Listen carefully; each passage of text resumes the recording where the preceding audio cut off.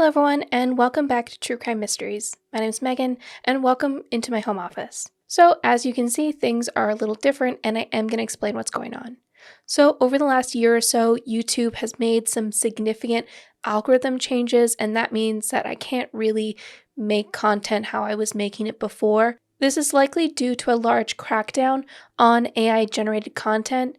So, to show the platform that I am, in fact, a real human being creating this content, this is how things are going to look for now. Now, this is obviously a pretty big change, and it is a whole new skill that I am learning on the fly, so please bear with me while I learn and adapt. And I am a little nervous on camera, so if you could please just hype me up and send over some kind thoughts and words, that would be super appreciated. And other than changes in production, everything else will be the same. It's still me, and we're still covering the same kind of content that you've come to know and love. And if you want to give a little extra support to the channel, that would always be super appreciated. Letting the video play out to the end, commenting and liking are all things that will hopefully get us back on track. Thank you all for your support through the years, and hopefully I'll be sticking around for many more years to come. But with that being said, let's get going on the video. Today we're covering the solved cold case of Princess Doe, who has recently been identified and her murder case has been closed. Let's get into it.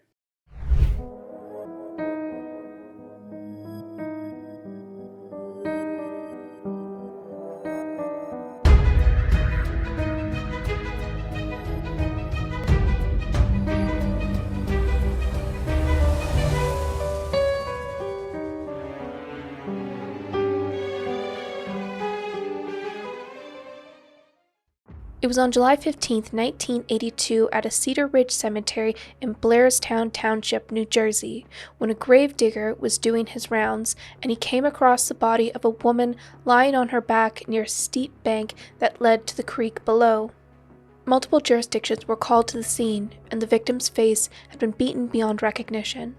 Because of the decomposition of the body, many factors that would normally aid in identification could not be determined. She wore a red t-shirt, and her lower half was covered with a long skirt. She had a cross necklace around her neck. She was not wearing any undergarments, and sexual assault could not be determined. With so little to go on, police tried to identify the woman, but were unable to do so. What they did know was that she was a white female believed to be between 14 and 18 years old. She had no visible scars or surgeries, no birthmarks, or anything distinctive on her body. One of the detectives on the case would give the unknown victim the name Princess Doe because he had kids of his own and knew that she was someone's daughter, someone's princess. This would be the only name used for her for the foreseeable future. The body was found approximately 8 feet over the bank. Her skirt seemed to be either ripped off or had come off during the process of what had taken place, the process of a murder. This girl, for 15 or 16 years, somebody sat up with at night, like I do with my kids, when they get a cold or something like that. At they sit up and they rock them to sleep, or they sing to them, or they read a book to them, or there was time invested. I'm in this thing with a passion. It's not a case to me. It's not a number. It's not a number. I'm talking about a person that's dead. I just wanted to give her some personality, some identity.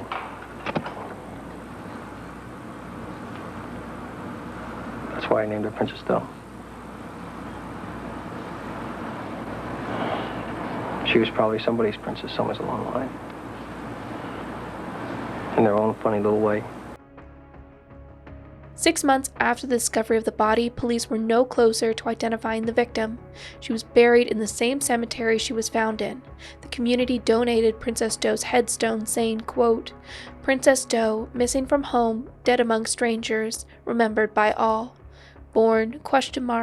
Found July 15th, 1982. It had been reported that people would often be seen coming and visiting the Jane Doe, and fresh flowers were always found at her grave. For many years, Princess Doe was thought to be Diane Janice Dye, a missing teenager from San Jose, California, who vanished on July 30th, 1979. This theory was propagated by several law enforcement officials in the state of New Jersey, who went as far as to hold a press conference positively identifying Diane Dye as Princess Doe. However, Lieutenant Eric Kranz, the Princess Doe's case original lead investigator, maintained that Diane Dye was not a viable candidate for Princess Doe's identity. Kranz's feelings were shared by Diane's family and investigators in California, who were particularly incensed by the conduct of the New Jersey law enforcement. In 2003, Princess Doe's DNA was compared with a DNA sample from Diane's mother, Patricia, and was conclusively determined that Princess Doe was not Diane Dye. Authorities, however, did not give up. In June 1983, Princess Doe was the first unidentified persons case entered into the National Crime Information Center by the FBI, but ultimately their case would also go cold. The chief has suggested that we try to get some funds together somehow. Buy her a plot, a casket, and bury her. It's gonna be hard. That's gonna be hard because I tried so hard to see that she gets buried with a name. Well, she was given a name at birth anyway, and there's no reason for her to take the name that I gave her. I really don't want her buried right now. If I had my way, she wouldn't be buried until I found out who she belonged to. Then, in 1998, a seemingly unrelated criminal investigation would be what was needed to solve Princess Doe's murder. And the new suspects were a married criminal couple that was known to be orchestrating a sex trafficking ring along with a laundry list of other criminal activity. Donna Kinslaw was arrested in California on several fraud charges. She was attempting to use a Long Island resident's identity to collect welfare checks and was busted. While being interviewed, she offered to provide testimony against her husband in exchange for lesser charges. Donna Kinslaw was about to roll in her husband to get her own criminal charges dropped. Arthur Kinslaw was about to be thrown under the bus.